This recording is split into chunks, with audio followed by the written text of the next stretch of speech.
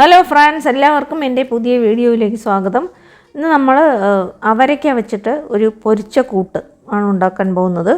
അവരയ്ക്ക എന്നൊക്കെ പറയും. അപ്പോൾ അതിനായിട്ട് 1/4 കിലോ അവരയ്ക്ക ഞാൻ എടുത്തിട്ടുണ്ട്. കഴുകിയിട്ട് ഇതുപോലെ ചെറുതായി മുറിച്ചെടുക്കണം. പിന്നെ അതിലേക്ക് 4 ടേബിൾ സ്പൂൺ ചെറുപയർ പരിപ്പ്, അത് ഒരു 10 മിനിറ്റ് കുതിർത്ത് വെച്ചിട്ട് അതും കൂടെ എടുക്കണം. രണ്ടും കൂടെ നമുക്ക് വേവിക്കാനായിട്ട് വെക്കണം. അപ്പോൾ ചെറുപയർ പരിപ്പ് നമുക്ക് കുതിർത്ത് വെക്കുന്നതിന് മുമ്പ് ഒന്ന് ചെറുതായിട്ടൊന്ന് റോസ്റ്റ് ചെയ്തെടുക്കണം, 1-2 മിനിറ്റ്. പിന്നെ അതിലേക്ക് 1/4 ടീസ്പൂൺ മഞ്ഞൾപ്പൊടിയും കൂടെ ചേർത്ത് കൊടുക്കാം. ഒരു വെള്ളം നമുക്ക് 1/4 കപ്പ് അതിലേക്ക് ചേർത്ത് കൊടുക്കാം. അപ്പോൾ ഇത് ഞാൻ കുക്കറിൽ വെച്ചാണ് വേവിച്ചെടുക്കാവുന്നത്. അപ്പോൾ ഒരു വിസിൽ വെച്ചാൽ തന്നെ മതിയാകും.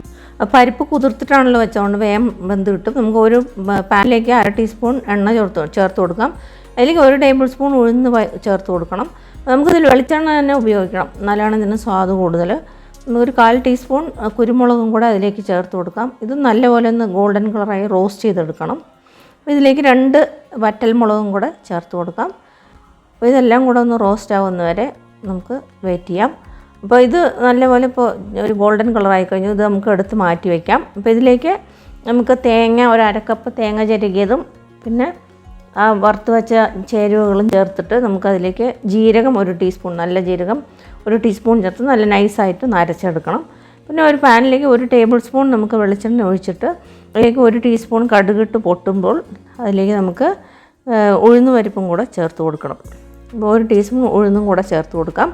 ഉഴുന്ന് പരിപ്പും കൂടെ ചേർത്തിട്ട് അത് നല്ലപോലെ കടുകൊക്കെ പൊട്ടി ഉഴുന്നൊന്ന് മാറി വരുമ്പോൾ നമുക്ക് അതിലേക്ക് കറിവേപ്പിലയും കൂടെ ചേർത്ത് കൊടുക്കാം. ഇപ്പോൾ നിങ്ങൾ ആദ്യമായിട്ടാണ് എൻ്റെ ചാനൽ കാണുന്നതെങ്കിൽ ഒന്ന് സബ്സ്ക്രൈബ് ചെയ്യാൻ മറക്കരുത് കൂട്ടുകാരെ. ഇപ്പോൾ നമുക്കത് വേവിച്ച് വെച്ച അമരയ്ക്കയും പരിപ്പും കൂടെ അതിലേക്ക് ചേർത്ത് കൊടുക്കാവുന്നതാണ്. അപ്പോൾ ചേർത്തതിന് ശേഷം ആ വെള്ളമൊക്കെ നല്ലപോലെ ഒന്ന് വറ്റി വരട്ടെ.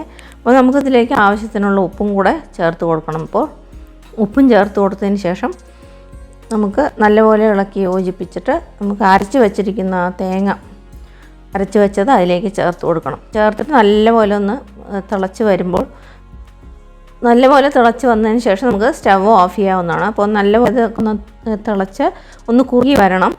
അപ്പോൾ ഇതിലേക്ക് വേണമെങ്കിൽ കുറച്ചും കൂടെ വെള്ളം ചേർത്ത് കൊടുക്കാവുന്നതാണ്. ഇപ്പോൾ നമ്മുടെ നല്ല രുചിയുള്ള അവരയ്ക്ക പൊരിച്ച കൂട്ട് റെഡിയായി.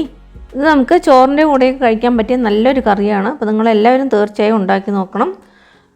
ഈ വീഡിയോ നിങ്ങൾക്ക് എല്ലാവർക്കും ഇഷ്ടപ്പെട്ട് കാണുമെന്ന് വിചാരിക്കുന്നു. വീഡിയോ ഇഷ്ടപ്പെട്ടാൽ ലൈക്ക് ചെയ്യാനും ഷെയർ ചെയ്യാനും മറക്കരുത്. വീണ്ടും ഒരു പുതിയ റെസിപ്പിയുമായി കാണുന്നതുവരെ നന്ദി, നമസ്കാരം. Thanks for watching.